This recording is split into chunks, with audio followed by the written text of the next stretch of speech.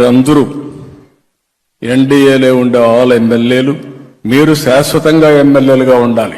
ఈ విషయం మీరు గుర్తుపెట్టుకోవాలి. అది సాధ్యం.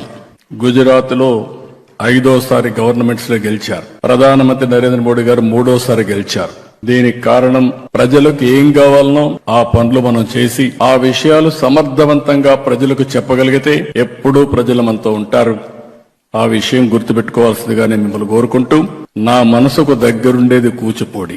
ఎందుకు నేను ఈ మాట వాడుతున్నానంటే తెలుగు వారి యొక్క వారసత్వం కూచిపూడి. నేను అందుకే కూచిపూడి మీరు చూస్తే ఆ గ్రామాన్ని డెవలప్ చేసి ఆ ప్రాంగణాన్ని బ్రహ్మాండంగా డెవలప్ చేసి ప్రపంచంలో ఎవరైనా సరే కూచిపూడికి వచ్చి ఆ స్ఫూర్తిని తీసుకుని ఈ కూచిపూడి ప్రపంచం అంతా వెళ్లాలని నా ఆలోచన. ఈ రోజు నేను మనస్ఫూర్తిగా ఈ పిల్లల్ని అభినందిస్తున్నా, వాళ్ళ మాస్టర్ని అభినందిస్తున్నా. రేపు ప్రధానమంత్రి గారు వచ్చినప్పుడు వీళ్ళ ప్రోగ్రాం ఉంటుందని చెప్పి కూడా నేను మీకు తెలియజేస్తున్నా. ఎందుకు నేను ఈ మాట వాడుతున్నానంటే కూచిపూడి ప్రపంచం మొత్తం తీసుకెళ్లాలి.